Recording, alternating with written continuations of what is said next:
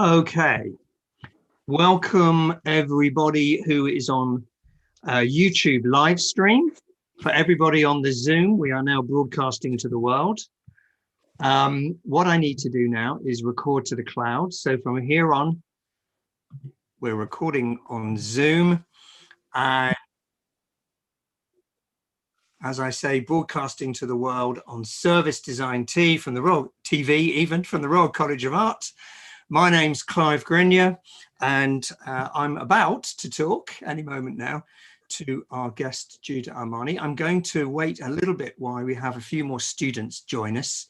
It's only just past 1 o'clock, and it takes a couple of minutes, so everyone just stay calm. I'm just positioning my Fender guitar slightly more surreptitiously. My Fender Mexico guitar. Oh, yeah. I foolishly put a Gibson up last week. I've changed that now. All will become clear. So we'll just give it another minute or two. We've only got 33 people on. We'll hopefully get a few more than that. Welcome again to anyone joining us from on YouTube live stream, and for anyone who watches this in the future. You'll find lots of amazing talks just like this one on our YouTube channel. So go watch. Fantastic.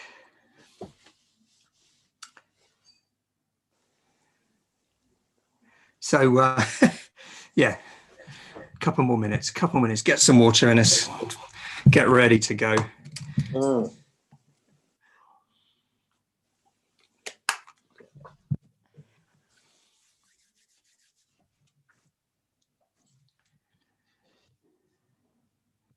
Creeping up, just over 40 now. Not bad. Normally get a few more for these, so we give it some time. It's definitely true that since we've moved on to Zoom, people have become much more punctual, which is pretty good.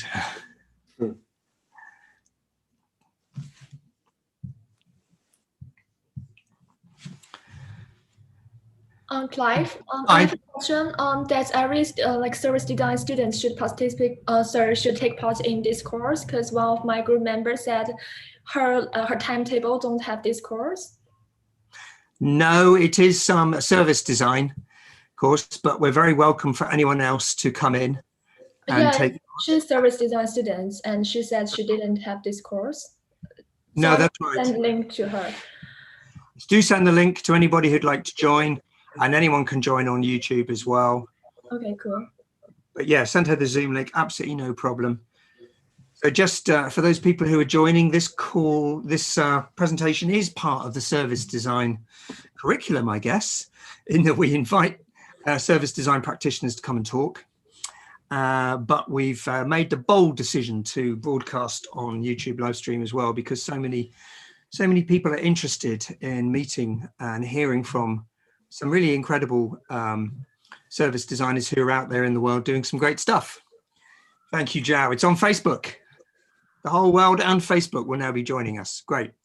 So I'm just up about 45. I think I'll start making my introductions, and we'll get this show on the road. Thank you very much to students and everybody on YouTube for joining us for this. I think this is the third televised SDTV, Service Design TV, which is what we're calling our practitioner talks and beaming them to the world.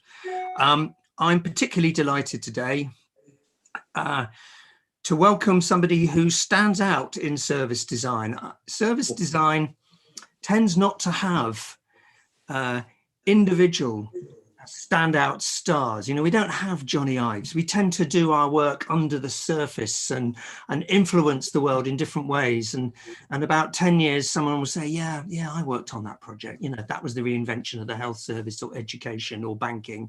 But occasionally somebody pops their head up above the parapet, and such a person, I think, would definitely describe Judah Armani, who's joined me today to simply talk. There is no slide presentation. We're going to talk about some of the work Judah has done.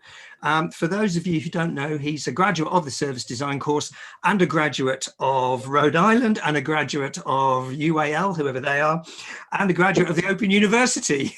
So you've done the rounds of design education, Judah. But of course, to us in service design, most famous for the service he started before and during his time at the Royal College, which was, of course, in-house records. We're not here to talk exclusively about that, but I probably will ask Judah in a moment just to do a brief introduction to what that is. But in a conversation previous to this with Judah, we realized there were lots of other things he'd like to talk about, yes, service design, yes, about how we influence the world, and of course, the Fender factory in Mexico as well as we go along. So I'm going to shut up now. Well, not shut up, but I'm going to hand the baton to Judah Armani and welcome you to Service Design TV, our practitioner talk. Hello, Judah. How are you? Hello. I feel very welcomed. Thank you so much. Good. You certainly are. You're amongst friends here. So I think I do have to ask you to just give us a brief introduction into the thing you're probably most famous of, if you don't mind me saying that, which is the in-house records project that's become such a sort of talisman for service design. Yeah, of course. Thank you. So it was a project looking to see if I, as a service designer, could contribute my skills to reducing reoffending. And in the process, taking on lots of different stakeholders and engaging with loads of different stakeholders who operate at loads of different velocities. In effect, a lot of the things that we wanted to engage with around the reduction of reoffending are all known. And it was how do we synthesize as best to do that? And the narrative of Trojan horses comes to mind. And so things that appear to be one thing on the outside, but actually have a different element on the inside. In-house Records is a record label, a rehabilitative record label that seeks to reduce reoffending on the outside of prison, but also seeks to reduce violence in prison and increase positive behavior. How does it operate? There's lots of different areas that we can explore. We've taken the functions of a normal record label and we've turned them into a soft curriculum and tasks. We offer a wraparound of 24/7 mentoring post-release, and we've tried to twin it with the music industry across Sony for publishing and Universal for distribution. It's accredited within prisons, so that's Arts Award accredited, bronze and silver, and then gold industry award with Sony and Universal. And we've created a reporting methodology co-designed with Ernst & Young to look at how we capture social outcomes, so development and communication, accountability and adaptability. That's what it is. It's been operating now for 3 years, still incredibly very low reoffending rate, and doing what it should be doing in prison as well. So it's fantastic in that respect. And it's now operating in 5 UK prisons and 3 correctional facilities in the United States. That's a snapshot of what it is really quickly. I think what we're probably really here to talk about is some of the sort of challenges and things you've learned as you've gone through this, but delivering us such an innovative idea into Her Majesty's Prison Service cannot have been simple. But what were the big challenges and how did you get over that? How did you win confidence and get people to accept this as a great idea? Yeah, you're spot on. And look, we spoke last week and you know, you were sharing a little bit of your practice, and so you know the difficulties of bringing multiple stakeholders. But we touched on last week, we were talking about the role of a designer within different fields. Now, you know, my experience is limited to non-existent outside of social innovation. So I'm not really qualified to say what the role of designer looks like outside of that. But within that field, the role of designer, the service designer operates very much as the dinner host that can bring together everybody that occupies the problem space in a way that allows a safe and enabling environment, that allows proper dialogue, and in a way to be able to agree some aligned outcomes, knowing that there's going to be some,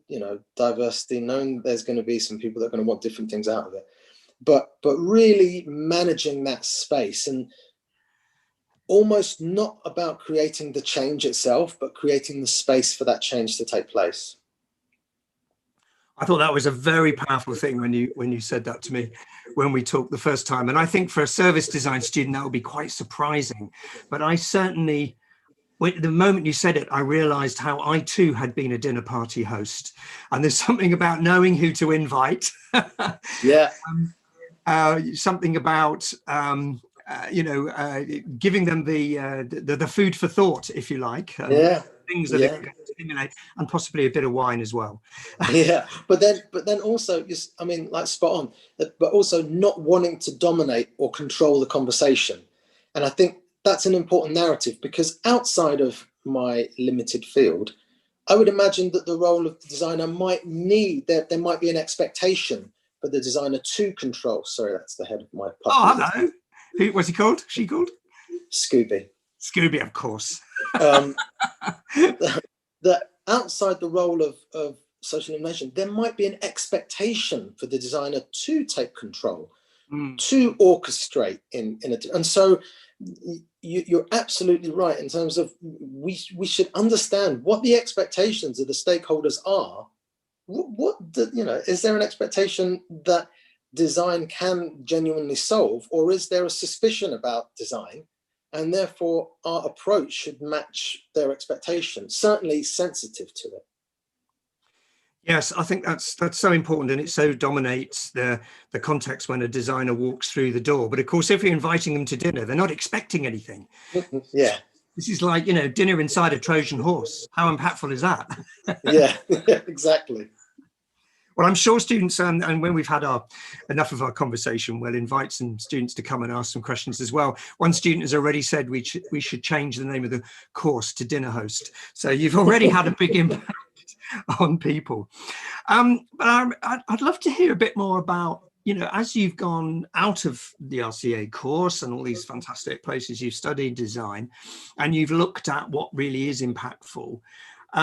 I know you mentioned to me some stuff about, sometimes we have our tools and our methodologies and the things that we bring to our interactions with people. And I was struck by some of the things perhaps you've learned about those as you've gone along. Yeah. So anyone that's listening in, that's a student that I'm a personal tutor for, apologies, because I've bored you to death with this, but this understanding of our practice being the combination of our skills, our methodology, and our values is something that's really, really important to me as a driver in terms of wanting to apply what little I know for social innovation. And certainly working with wide and varied stakeholders has meant that I've, in terms of my methodology, so the accumulation of those skills to create a process. We talked about this last week. I've realized I've become framework agnostic. And this understanding that each project dictates its own rubber scaffolding. And by that, it means the skill and the craft, for those of you that have got Richard Sennett on your reading list, definitely read The Craftsman. But the skill and the craft becomes how we can weave our technical skills, the knowledge of the frameworks that we use, into a way that is relevant and specific for the stakeholders that we're engaging with. So this idea of being framework agnostic is really around saying the answer isn't the framework, and the answer isn't the tools. It's the answer is understanding human behavior. The understanding is, what do we need in order to understand people, their journeys, their experiences, and their behavior.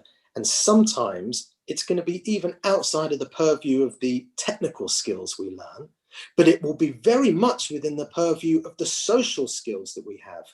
Our our ability to communicate with one another, our ability to be able to understand people well, our ability to lead, or that might fall within the purview of our cultural skills, our own socio-political frameworks that we've built, our own, narratives, our own, even religious frameworks, all of that stuff. Yeah, fantastic. You use the word lead, and of course leadership, we spent a lot of time on service design describing ourselves as facilitators, and I think we're beginning to realize actually no, we are leaders, but perhaps I always find definitions of leadership are very confusing for people, often for both the leaders and the people being led. But I wondered, do you have any more sort of advice on what leadership looks like for you, and how that is impactful? Wow. Yeah. I mean, it's really interesting because actually I find more and more that the leadership well, okay, let's just rewind for a second. My experience pre-service design, when before I even got worked at Fender, when I was just going out and just working, was that I met two predominantly different kind of leaders, or managers, I should say. One that would use lever power, and that's the power of leveraging, and one that would use leader power. And the lever power, the leveraging power, they would usually leverage, high stakes, like my job. They would, so they would use their power to get me to work, and that would, again, so they would leverage my job or my the safety of my work, and then leaders, the leader power would be people that would inspire and that would model the kind of way that maybe they would like me to work, and possibly even mentor. And I found that the litmus test was, if I wasn't getting paid for this job, would I still work for the person that's above me? Would I still work with this guy? And there were very few jobs that I would say that I would have done that, but the few that I would, they absolutely inspired me, apart from the income that I might be getting. So that's a very long way, and I promise I'm landing my answer now to your question. But the leadership to me has gradually morphed into operating with integrity, so delivering on the promises that I make to people, and being really clear about the ability to deliver, and when I can't, I need to be honest about that. But really about modeling, about doing, not telling, and demonstrating a way that I expect the others to want to engage in, with an understanding of the profiles of the people that you are leading, and to what are their capacities, where do they want to be led to, and what is fair in terms of my part in leading them for that part of the journey. So for in-house, for example, I never started in-house expecting I'm going to have 14 staff, and having to do the wage bill, having to do a whole bunch of different things. That wasn't part that. There wasn't a lesson on that in the service design program to keep the staff happy.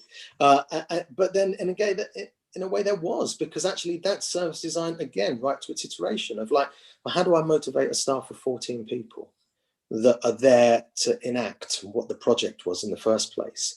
And they require, real careful thought, and a modeling and mentoring, and everything that we talk about, in an effective blueprint suddenly becomes super real and relevant. So I know I've gone round about the houses, but for me, leadership is absolutely about modeling. It's about serving the people that you are working for you, but also the beneficiaries, but not being a servant, but serving in the best possible way. And I think there's some really interesting delineations about what those things are. That was epic. Thank you. I wrote a lot of words down as you went through that, but I also enjoyed, we did seriously talk about guitars. I was thinking of calling this this conversation from fender to offender, but I thought that was so awful. I wouldn't do it. Wow, I've never had that. That's amazing. I just thought of it as I came up. Damn. but you did also tell me the story of how one of the best examples of service design you've seen is ironically in a factory in Mexico for Fender guitars, and I was really fascinated by, because I think this relates to leadership and how we manage people and get the best out of them. Yeah. Stuff. So I'd love to hear a little bit more about that. Absolutely spot on. It's in Ensenada in Mexico, and I guess one of the things that came about when we were talking last week was that, this goes back to being framework agnostic, is this understanding that we should also be open and humble enough to see that good service design can take place without it ever being called service design. We need to be aware and to see where it's happening. So the Fender factory in Mexico is a beautiful example of that, where it genuinely feels co-created. The workforce and there's a very, it's not quite Lalou's kind of inventing organizations, Teal kind of space, but it's a very flat line of hierarchy, if at all. And everybody works together with an understanding that actually, if quality is good, then work could get, there's a quota of work that needs to be done. And if it's done by Wednesday, then everyone goes home Wednesday. And your week finishes a lot earlier. There's breakfasts and lunch that are taken together within everybody within the factory, and they feel like genuinely safe spaces to talk about challenges that are going on within work, but also outside of work. And I was just amazed at how this organization came to this space without the use of a designer, but with the use of people that were willing to work together. And so there's huge amounts that I was like humbled and learned from genuine co-creative spaces. Extraordinary, such an unexpected source in a way, but I think that's a fantastic story, this sort of, as you say, invisibility of the things we believe work. But you also told me some things about, and I love the way you called them graduates, and maybe that's what they are, from in-house, from prison, and about how their journey had gone on and they'd learned more about knowledge and hope and things like that. You tell me a little bit about what you've learned from the people who've moved on from in-house, the people who sort of said goodbye to the service that you created. I that's a really good. I think just to zoom up a little bit from that that I thought Joe's practitioner's talk was excellent about endings last week.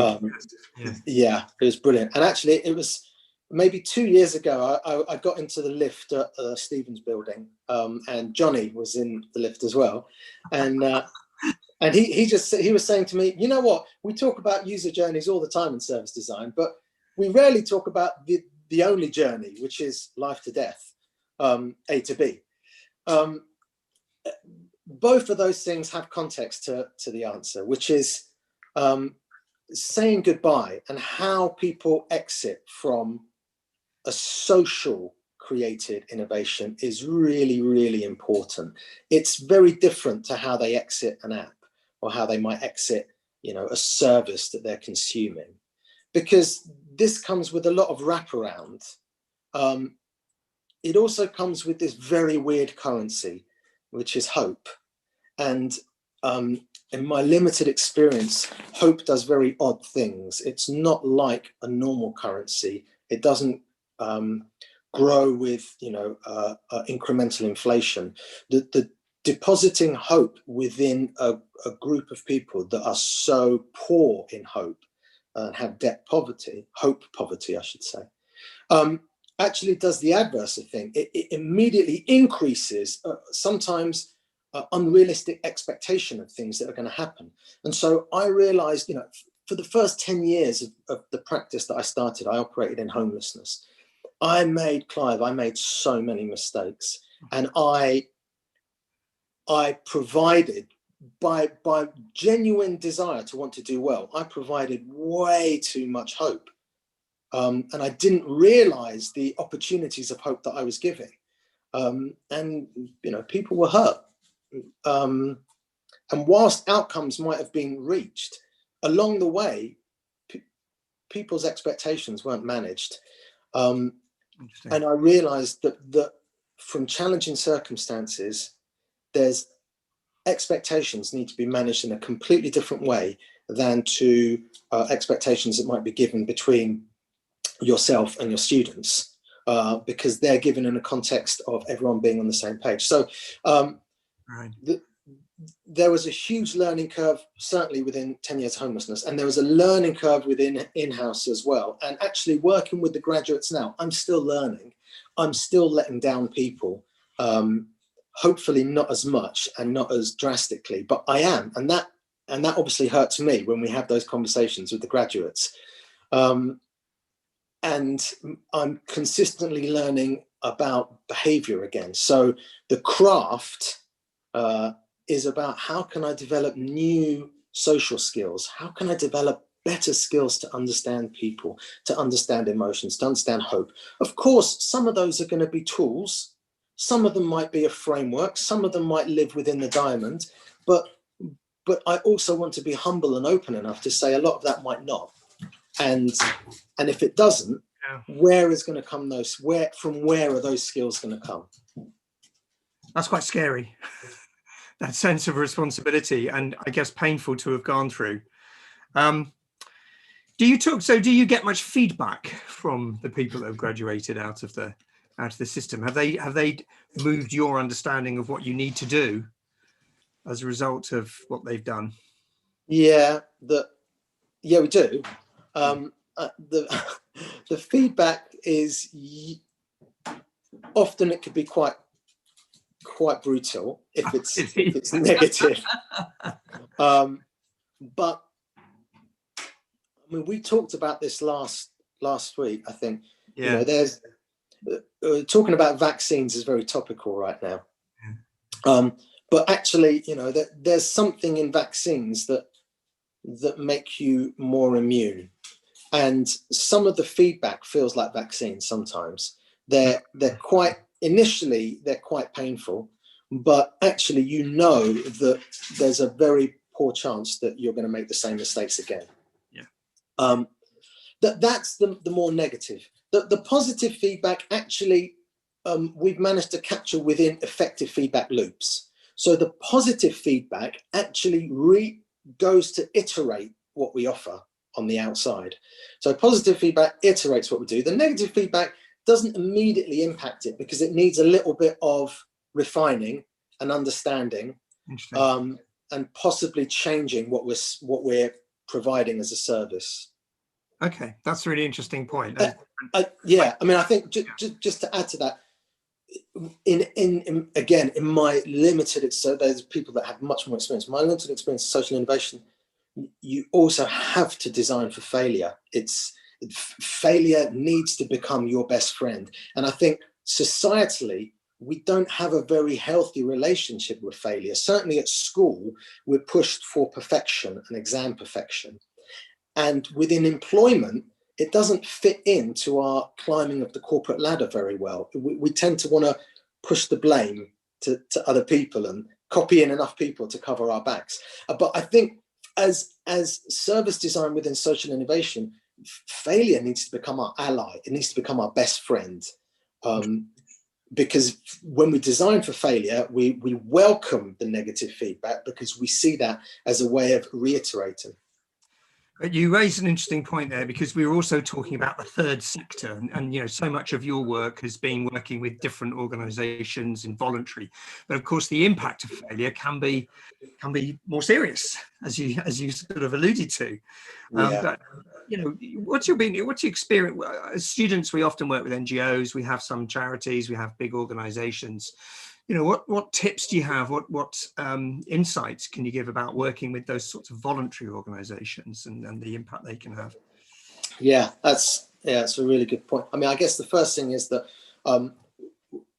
if we look at that through the lens of just as a service designer with those organizations, often, and this isn't all the time, but often a lot of the organizations, certainly the ones that I've worked with, the care and support that they want to give to their beneficiaries, and the way they want to humanely treat the beneficiaries is different to how they treat their staff. And so therein is a great opportunity for a really effective service blueprint to say, look, you want to create a human understanding of how you treat people in challenging circumstances. You're actually not doing that very well for your staff. The turnover for your staff is quite high. You know, nobody really works in the third sector because they actually can become financially better off. And so there's a play on emotional narratives and desires there, but sometimes that could be susceptible to being abused. So it really needs an effective emotional service blueprint to go alongside the transactional things to say, hang on a minute, if X is meant to be delivering these services on the front line to this person, what do they need in terms of support to do that role well? And not just the assets that you're going to give them to do that, but the emotional support, not just to do it well, but to be inspired, to actually not just survive in this job, but thrive. Yeah, that's fascinating, because yeah, you do hear of stress a lot in these organizations, and that is a really tough one. I think you've just added to our curriculum emotional blueprinting. Thanks for that. Be in touch. There's one other really big topic that I wanted to talk to you about, and it's about equality and inclusion. Some of our preconceptions, and you touched on this in our conversation on Friday, and I thought that was a really fascinating conversation. You mentioned judges and things like that, so I want to just remind you of that, because I'd love to hear your thoughts about equality. I wish I could have, you know, as a musician, you know, when you hear something and you think, oh, I wish I wrote that song. I wish I come up with this revelation, but I didn't, so I can't take credit for it. But it came from a series of conversations I've been having. I've been very, very, very privileged and fortunate to be speaking to some Queen's Counsels and a particular retired Queen's Counsel. So you know, a brilliant person, judge at the highest level. And he shared with me this beautiful picture. So take no credit for this. And he said, think of the Old Bailey, think of justice, that is this gilded figure that stands, this statue on the Old Bailey. And she's got the scales in her hand. But she's blindfolded, because justice needs to be blind. It needs to be equal for everyone. And he said, actually, it's time for the blindfold to come off, because we can't expect to have an equal justice system for people that are coming from unequal places. Actually, if we want to see equality actioned, we need to have an unequal justice system that takes into consideration the entry point for certain people that might be appearing in the dock, the challenging circumstances that they've got in order to get there, in order to be able to mete out genuine equal justice. Now, this totally blew my mind, to say, oh, equality, if equality is the outcome, sometimes we need inequality to get to equality. And that's, you know, within this super esteemed colleague within the justice system. But what about its application in other places where we think equality is the outcome, therefore we need to push further equality? Might that not actually exasperate the situation? And do we need to look at this in a more creative way? I found that comment spine tingling about taking the blindfold off. Yeah. That was amazing. I remember your judge, you telling me your judge had also talked a little bit about the ability to sort of go through the flow of the system rather than just make a judgment. I thought that was very interesting as well. Yeah. I mean, that's similar to the Mexico experience. You know, all this time you're hearing practitioners within their field, domain experts, using a language that we would call that as a service design language, but for them that's just caring, or that's, you know, doing more than the job role suggests. This particular judge said that whenever he sentenced someone, that he saw that as his role in saying, this period of time is the time that I am apportioning to you for rehabilitation. But I am not just leaving that with the prison. to deliver that rehabilitation. I'm also taking a sense of accountability to check in on that particular person every year to find out, are they progressing? I'll drop them a note. I'll check in with the prison, because I'm trusting that the prison service is going to do what it says on the tin, which is rehabilitate. And that's why I've suggested 10 years or whatever. And that in itself was mind-blowing. This judge was talking about how he'd have prisoners respond to him initially saying, you know, who's this guy? After like 2 years, I get this note from this guy saying that, and then they're like, oh wait, that was the judge. And it, you know, they would respond and say, yeah, I'm doing really well, thank you. You know, it's and I can't say about everybody, but certainly the 2 or 3 examples he gave made the human connection that we often talk about. It made the connection. It's a different experiential touch point. It's not one that moves the user along into point of purchase, but it moved the user along in terms of understanding, feeling valued towards that journey of actually maybe choosing a different pathway when they came out of prison. I think that's extraordinary example of a journey map from a judge. But I think there's something there, if I may think aloud, of the role of designers, of all types of designers. We're also excited at creation. We kind of forget about the impact over time when we've looked the other way and gone on to our next project, you know. Yeah. I think there is something about time going on forever in the intervention you've made, isn't there? Spot on. And that's why I found Joe's talk so profound. You know, there's a possible argument to say we have a love affair with new, and we don't really deal well with the development of new and into how we say goodbye. And maybe our love affair with new means that we say goodbye to certain things way too quickly in pursuit of more new. And going back to your point, you know, the creation of a really good service might mean that you don't create 5 more that you have done, because the one that you've created actually is elegant and skillful to span over a couple of things that mean you don't need to create 3 or 4 more new. You just create one really, really, really well. Yeah, it's fascinating. It's interesting. One of the topics that really excites students is speculative design, but increasingly in service design, we're seeing that ability to think of future horizons is actually more useful than just having fantasies about Mars. It's a tool that helps you think ahead about consequences and you know, what might happen.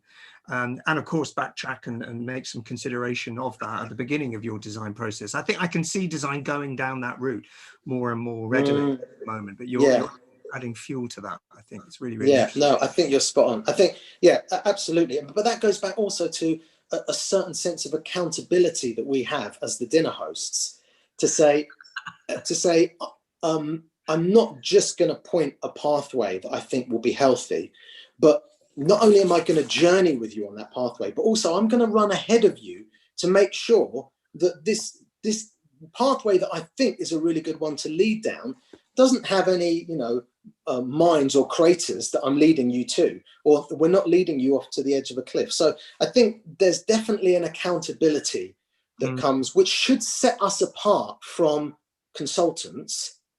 Interesting. And I'm not deferring or being, I'm not saying that there's anything wrong with consultants, but I believe as service designers, because we base so much of our work on human understanding, human behavior, human experiences, that by default, that should hard bake in all our programs an accountability that says, we're going to see this through beyond the final touch point to actually 2 years, 3 years, 4 years down the line. And whether we build that into the design, or whether that's like the judge, I'm going to check in on that, or whatever it is. But I think we have an element of accountability that a consultant doesn't really have. It's not within the social narrative. The consultant gives their opinion. It works, it doesn't work, it doesn't matter, they get paid.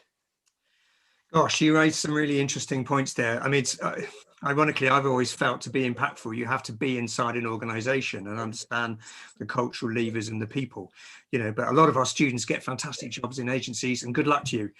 But you know, we do hear some of the complaints of people in agencies is what they call organ rejection after they've left. And the difficulty of training. It's a topic I think, you know, both sides of this argument should consider. And how do you keep measuring success as well over a longer period? I think. Wow. Yeah, there's a project there somewhere, I think, Judah.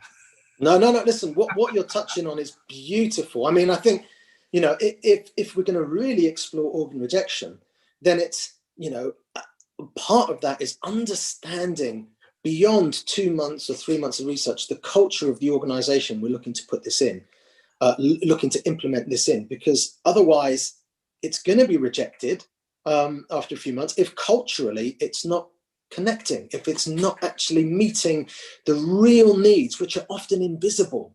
And we need to make the invisible visible. That should be part of our role. That's our beauty. That's part of our craft, is that we're able to look at something and see all the shapes that are there that potentially that person in their job doesn't see because they just see their job role.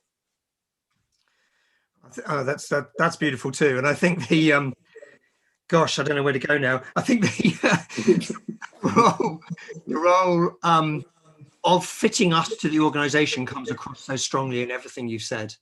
Yeah, and that's something I think we tend to forget. You know, we tend to think we're going to come in, you know, we're going to be the white knights, we're going to sort everything out. I'm currently trying to do that at the RCA. It's ridiculous. I've got to give up doing that. But we've got to put ourselves in different mindsets because we do want to transform and we do want impact, and that's, you do that from different mechanisms. That's such an important point. I was speaking to Nicholas yesterday, and just, you know, it was for me such an insightful conversation because we're both operating within social innovation, right? But I'm super aware that Nicholas's viewpoint is the bigger narrative and able to like go from granular up to the bigger narrative. And I'm aware that my starting point is always granular and goes up to a certain level, hopefully for bigger organizations to look at this initiative to say, you know what, that sounds really good. Is there knowledge share? Is there transfer? So even within the same field, there are different skills and different perspectives that we could be employing. That's fantastic. I love that point that we build it from grains and we spot patterns and we make something bigger and visible. I think there's some, I think it's tremendous wisdom you're imparting here. I'm glad to say we're getting some lovely comments on the chat. I'm going to ask, we've been talking now for more than 40 minutes, so I'm going to see if we've got some input from some of the students now. I'm going to read out a couple of the questions if you don't mind, but perhaps if anyone else wants to come in, raise your hand or just butt in when a moment arises. Vrida says, thank you for your honest sharing. How do you think the concept of leadership varies between you and in-house graduates? What are your insights on leadership from these differences? We sort of touched on that, but that's... Well, that's a very interesting point, and thank you for asking that question. I feel my role... So the first thing to just be really clear on is that I'm questioning whether I can have a relationship, or me and my staff can have a relationship with our guys in prison and continue that on the outside. I thought my hypotheses and assumptions was that actually was helpful because that was within me creating the safe and enabling environment. But going back to the point, I'm not sure, because sometimes I feel with some graduates, I'm representing a period of their life that maybe they don't associate very well with, and they associate with confinement. So it's, we are exploring with leadership on the outside that may end up with it not being me, or me not being involved in leadership inside prison. I think there may be a necessity to delineate. Within prison, we're very privileged to have access into prison. We have to carry keys. to open the doors, right?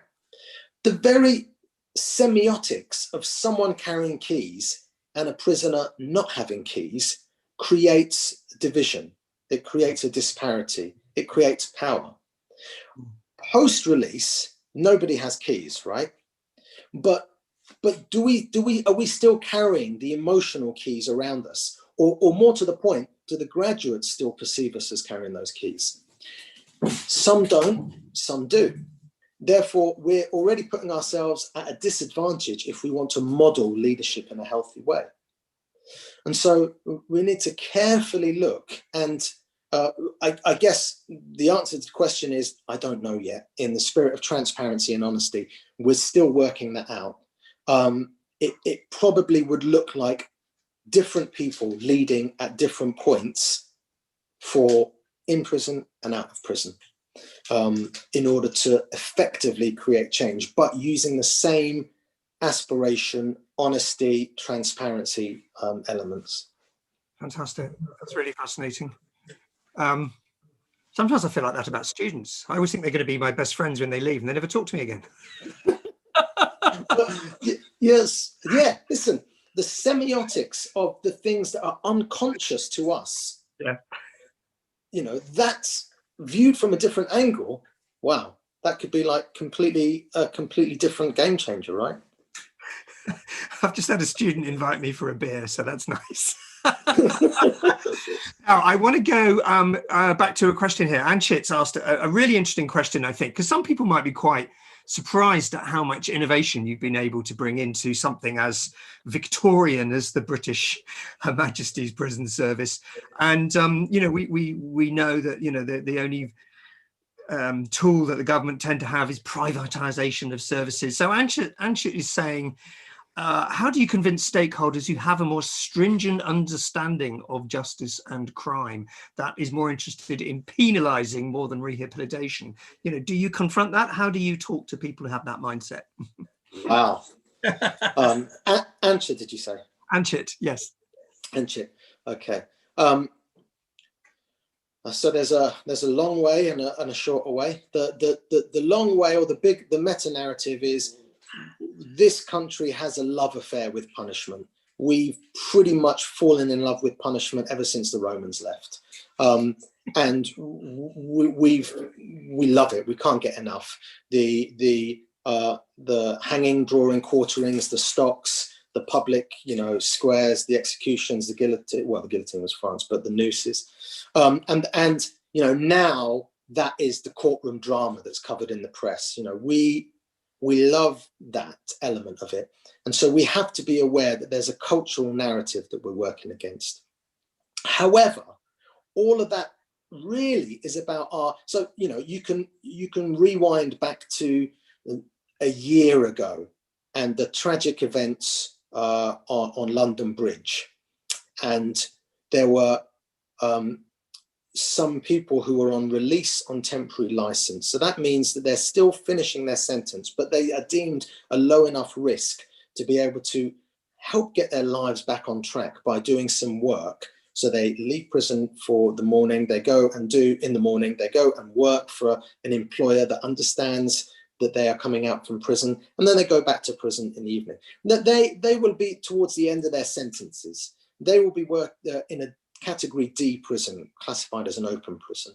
And they're there because actually they've shown the right element of behavior to be in that place. What happened last December was tragic for multiple reasons. Of course, it's always the most tragic when life's lost, of course. In addition to that, it's tragic because also the person that helped prevented more loss of life was a prisoner that was released on temporary license. And he prevented loss of life. But if you looked at the narrative, if you went to the Guardian website and looked at the narrative of the reportage, from midday it was man saves woman's life. And then by 12:30 it was prisoner saves woman's life. And then by 1 o'clock it was murderer saves woman's life. And that's from a journal that is noted for a more, you know, liberal kind of understanding. So culturally, it's difficult, Anchit, but structurally, ironically, it's not so difficult. And the fact is that from a state point of view, and this is not to put the state down to numbers and not people, but reoffending costs. It costs this government 15 billion a year. So there is an incentive to reduce it massively. From the prison point of view, I have to say, I've only met the most golden-hearted people that are operating in the prison service. Similar to the third sector, it's rare that people join the prison service because it's the right career move, or they can join the corporate ladder, or they've got a better lifestyle. They're genuinely there because they want to make some kind of a difference. And so we just need to skillfully understand what are the outcomes that the different stakeholders want, and how can we weave that into our service offering so that we have a service offering that is meeting the outcomes of at least all the stakeholders, or should I say all those around the dinner table, that they all get what they need out of that meal, but ultimately we get what we wanted to be able to achieve from social innovation. Thank you. That's a moving answer, and that was a horrendously complicated situation, and tragic situation too, wasn't it? It actually plays into what possibly might be the last question from Zhao, and he picks up on your inequality and diversity conscious sort of thing. He says there's a tension between trying to fight inequality with diversity conscious tools and having standardized procedures or legal directives try and create a level playing field. So if you devote to the first one, want to fight inequality, the sheer impossibility could be paralyzing. In order to make it work, you need as many different versions of a service as the number of individuals you need or want to provide a service. The second one might be blind to particularly important aspects. And Zhao asks, where do you draw the line? Well, I think to draw the line, let's look at it from a slightly bigger perspective, Zhao, for a second, is to say, what are the outcomes we want to achieve? This is more important.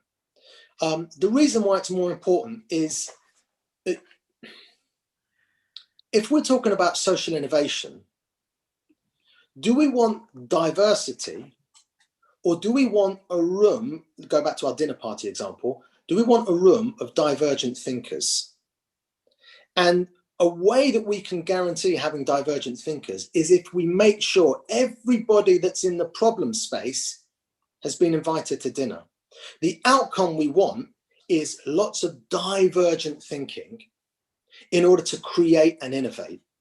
The issue sometimes around diversity is, I can think of one corporate that I won't name because actually they're a brilliant corporate and I don't want to have to be disingenuous about the work they do. But I can think of a corporate where in terms of BAME, they're very diverse.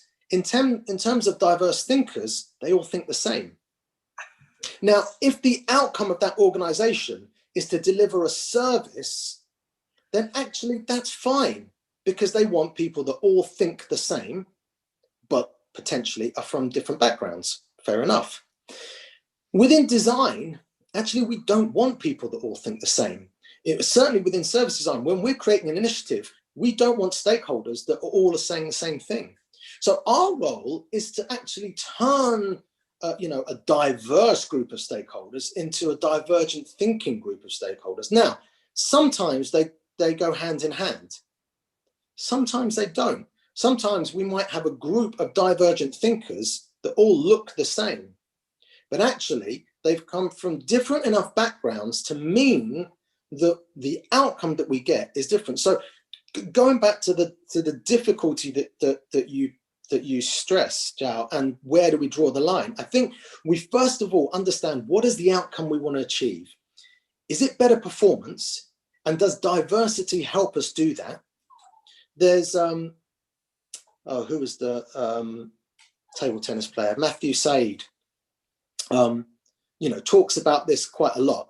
And so, if the outcome is to have the best 100-meter sprint team, actually, what good is diversity when we want performance? We just want the fastest people in this team because we want to win, I don't know, the Olympics, right?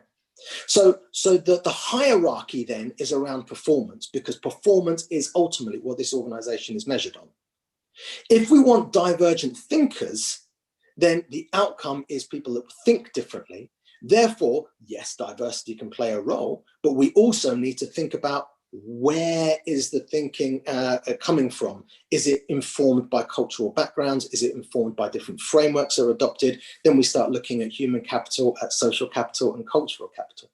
So I think the line is more about, what are the outcomes we want to look that should dictate, then are we looking to promote culturally divergent thinkers, or do we want a diverse workforce, but the same performance outcome? I think Jao was wondering about the complexity of if you had a justice system that was different for every person. But I mean, I don't know what you think. Yeah. Don't worry, I thought that was brilliant. But I do think that that might, I don't know what you think. Well, I'll ask you what you think about whether that's actually what is needed. That if we want to be more diverse in how we deliver justice and take the blindfold off, is that going to be so massively complicated, or is it simpler than that? Yeah, that's a really good point, Jack. I don't think it will be massively complicated, certainly because for each case that takes place, there is we talk about the scales, there is a weighing up of evidence and context. Now that happens in every case across the United Kingdom. And all we're saying is, we would like to add to the context elements that have been excluded in order to build up a better picture of the person that's in front of you in the dock. That process still happens, but a lot of it is inadmissible. It may well be that we're not actually creating any more work. We're just turning the opportunities for that work to be real. In the same way that we could say, look, if we want a better credit scoring system in the United Kingdom that allows people who pay their rent on time to be seen as, a de-risked person, we're not actually asking for very complex narratives. We're just saying, look, can we create a better picture of someone by using data smartly and intelligently to say, you know what, they are de-risked, their rating should go up. Our rating system is governed by financial institutions anyway, and it doesn't give a good picture of human beings. So we're looking at the metrics of what are informing our choices of making an understanding of the human being. That's interesting segue into the territory that we're increasingly thinking about in service design, which is the role of things like AI, which of course in the US has had quite an impact on sentencing and things like that, which it could be great and it could be bloody scary, couldn't it? Yeah, I mean, yeah, my goodness, it could be scary. And I think you're spot on. We then start moving into, the third area of what I bore my students with when I'm doing personal tuition. So you've got methodology, you've got skills, and then you've got values, and what are you prepared to work on as a designer? What are you not prepared to work on? Where do you draw the lines? What are the things that you feel very passionately about? And you're right, how we use information and how we use our data, it could be shared, in terms of health, with the right people to create a better understanding, a health literacy for human beings in order to be able to live longer. Or it could be shared inappropriately, possibly. And this is where we move into a moral compass. But yeah, you're spot on. And I think the values that we create as designers to say, actually, this is what I'm about, and this is an area that's important to me, clearly delineates fields that we will work in and possibly fields that we won't work in. Yeah, I think that's a great point to draw a conclusion here. I could go on talking to you all day, Judah. Same, I love it. Oh, no, thank you so much for joining us. Thank you so much for your honesty and sharing of everything you know and your great wisdom. We tremendously enjoyed it. And the comments on the chat show that you've been massively appreciated. I'm going to ask my students to do this little ritual thing that we do here, which is to come off mute. and to give you a round of applause. So could my students who now know how to do this give a round of applause to Judah Armani, please? Thank you. It's not a noise we hear much in lockdown. And finally, lastly, you're definitely coming round to my dinner party. And maybe we'll just have a massive one with all the students as well, because I think we're all looking forward to that time and we can continue these conversations. But that has been absolutely fantastic. Thank you so much, Judah. And I would love to do that, as long as you bring your guitar as well. Yes, I will. My Mexican Fender. Yeah. Thank you, everybody. Thank you, everybody from the students. Thank you, everybody on YouTube. And a huge thanks to Judah Armani for being such an inspirational guest. Have a good rest of the day, everybody. And we'll see you soon. Take care. Bye-bye. Bye. Bye. I'm going to stop the YouTube. Thank you very much.